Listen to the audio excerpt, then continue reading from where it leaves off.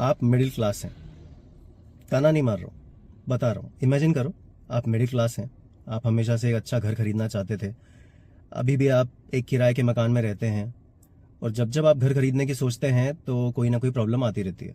मान लो एक बार आपने सोचा कि चलो इस बार घर के लिए डाउन पेमेंट इकट्ठा हो गया है, लेकिन आपके घर में किसी की पढ़ाई के लिए आपको पैसे इकट्ठे करने पड़ेंगे, तो वो मैनेजमेंट कोटा में चला जाता है। फिर दूसरी बार आपको लगता है कि आपके पास पैसे इकट्ठे हो गए हैं, इस बार शायद आप घर का डाउन पेमेंट दे पाओगे, लेकिन कोई मेडिकल इमरजेंसी हो जाती है।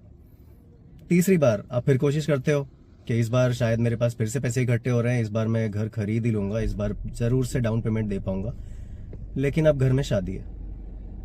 ऐसी ही कुछ कहानी है इस मूवी की, एक मिडिल क्लास फैमिली की जो स्ट्रगल कर रही है हमेशा से एक अच्छा घर खरीदने के लिए, लेकिन कर नहीं पा रहे। तो क्या होगा उनके सपनों का, यही देखा है मैंने इस मूवी में, जिसका नाम है 3 BHK।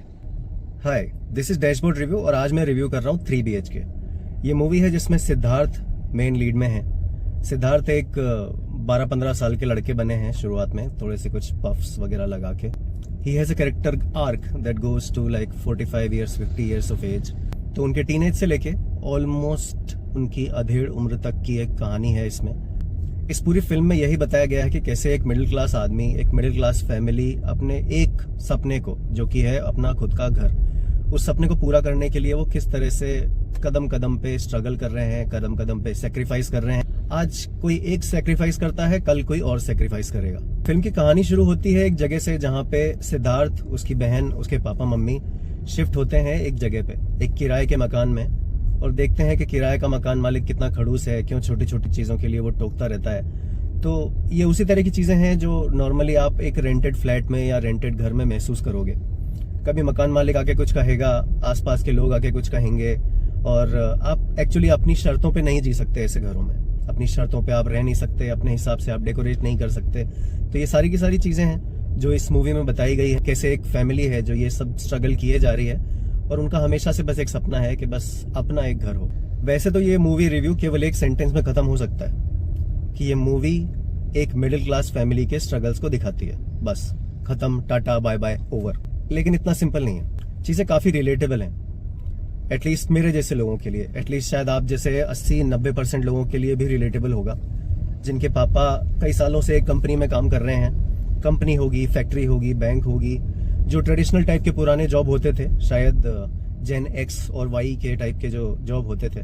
Gen Z doesn't relate to it. जो कैरेक्टर इसमें सिद्धार्थ के पापा का रोल प्ले कर रहे हैं, वो एक जॉब कर रहे हैं एक फैक्ट्री में, सालों साल कोशिश कर रहे हैं पैसे बचाने के लिए एक घर के लिए, लेकिन कभी उनके बेटे की पढ़ाई, कभी उनका खुद का मेडिकल इमरजेंसी, कभी उनकी बेटी की शादी, कभी उनके बेटे की शादी, और कैसे कदम कदम पे आपकी मिडिल क्लास फैमिली एडजस्ट करती रहती है हर चीज़ को लेके, कि एडजस्ट कर लो, ब्राइट फ्यूचर है, आज एडजस्ट कर लो, कल अच्छा हो जाएगा, यहाँ शादी कर लो फॉर द सिक्योर्ड फ्यूचर, ये पढ़ाई कर लो, फ्यूचर सिक्योर है, 10th कर लो, फ्यूचर सिक्योर है, 12th कर लो, फ्यूचर सिक्योर है, इंजीनियरिंग कर लो, फ्यूचर सिक्योर है, IT से इंजीनियरिंग कर लो, फ्यूचर सिक्योर है, बस अभी पढ़ाई कर लो, बाद में फ्यूचर सिक्योर है, बस शादी कर लो, फिर फ्यूचर सिक्योर है। तो बेसिकली हर कदम पे जहाँ जहाँ आपको एडजस्टमेंट के लिए बोला जाता है, या तो आपकी फैमिली के द्वारा, या फिर आपकी फैमिली के फैमिली के द्वारा, आपकी एक्सटेंडेड फैमिली के द्वारा, तो ये सारी चीज़ें इस मूवी में दिखाई गई हैं जो बहुत हद तक बहुत ज़्यादा रिलेटेबल हैं।